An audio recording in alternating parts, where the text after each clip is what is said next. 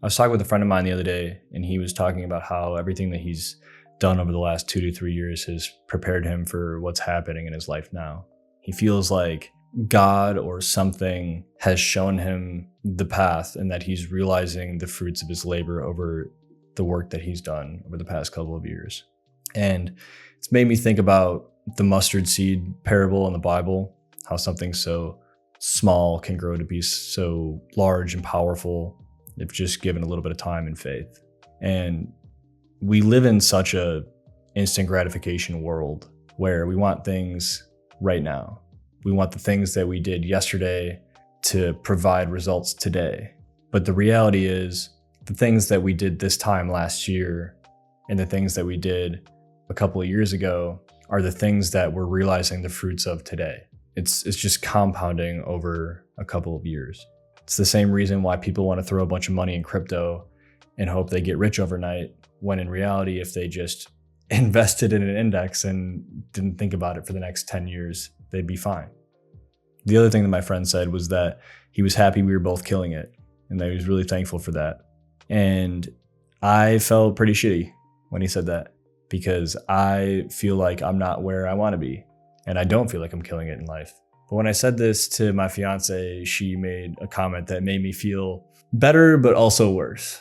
She was like, if you told yourself 2 years ago where you were now, how would you feel? I would be ecstatic. I have everything that I need. If I told myself that I was going to get married soon, that I would have kids in the next few years, that I moved to a different city and found a life for myself that I'm proud of and became a person that I'm proud of, that I'm smarter and more capable than I've ever been, that I'm doing the things that I love and I enjoy, and that I'm still making time for my family, that my physical health is great, that my fitness is great, and that I have amazing friends. I'd be like, what else could you ask for? And I felt relieved when she said that, because I was like, oh, I'm actually doing great. But then I felt bad because I didn't realize that. It's like, how much is enough? And is it okay to want more, right? Like, I have everything that I could ask for, right? Like, I mean, sure, it'd be nice to own a house one day. And yeah, I definitely want to be able to have a job that I'm extremely passionate about, that makes good money, and I can give my kids the opportunities to play sports and do what they want to do. But at what point is being content enough? Like, we should still set goals. We should still strive for more. We should still have dreams. I think there's a baseline you want to hit, and I'm grateful and blessed that I've hit that baseline. But I think it's a balance, right? I think wanting more is okay as long as you have the right intentions and value behind it. But if it comes at the expense of that baseline, then it's greed, then it's selfishness. If I throw out the time spent with my family and my fiance and the time spent on my health, both physically and mentally, and doing the things that I love to do, like writing, like making videos, what am I really gaining? And I think it's about building on top of what you already have, not taking away from what you already have to get more of stuff you don't actually need. And I think that's part of our problem, is we sacrifice the things that make us whole to chase things that we don't actually need. And as far as feeling stuck, I feel like a couple times now over the past year, I've been on the cusp of a breakout, a breakthrough. I just haven't gotten there yet.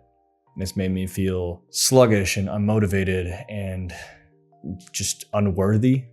And it takes having great people around you to help you put that back into perspective. And I guess that's the message that I want to convey here, is that you might not feel like you're killing it in life, but you probably are. Look at how far you've come. Have that conversation with that version of you 5 years ago. Think about the worst time in your life and imagine where you were then and how comical it is compared to where you are now.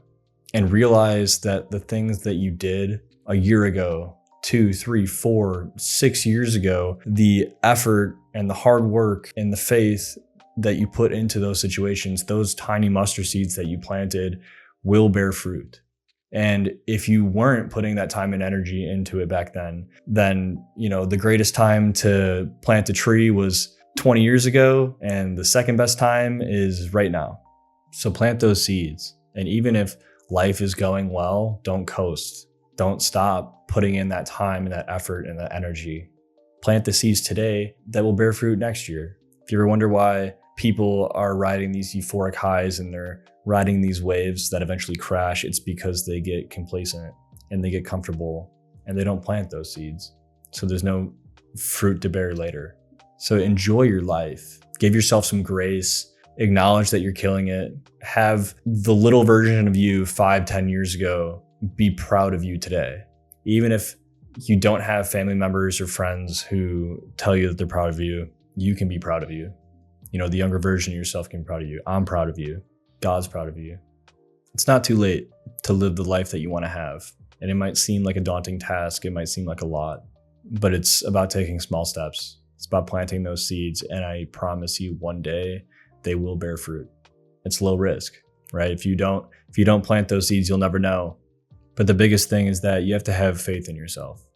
You got to believe that God has a plan for you. You have to believe that the work that you're doing is going to have a payoff. And even if it doesn't, you have to be okay with that. You have to enjoy that process, enjoy that journey. One day you'll get there. I don't care if you're having the best time of your life right now, if you're serious or unserious, or you're having the worst time of your life right now. Take the time to put in that work. And I don't mean grinding yourself down and working yourself half to death. I just mean be a good person to your community, bring up your friends, be the support system that you wish your friends were for you. Be that to them, be that to your family. Tell someone that you're proud of them. And I mean genuinely, help your community, just build other people up. There's no downside to that at all. But also give time for you.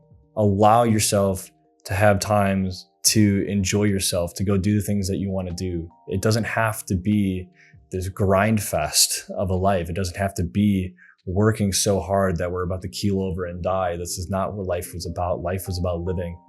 And life is about more than your 9 to 5. And it's about more than making money. You can do stuff that is fun, that makes money, and that's amazing. But when you die, you're not gonna be able to bring that money with you.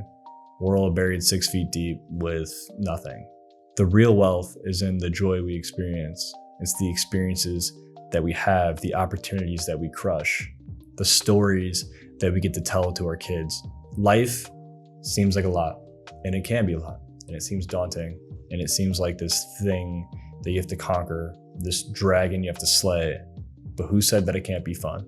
You only get one life. Make it a great story, and look at how far you've come.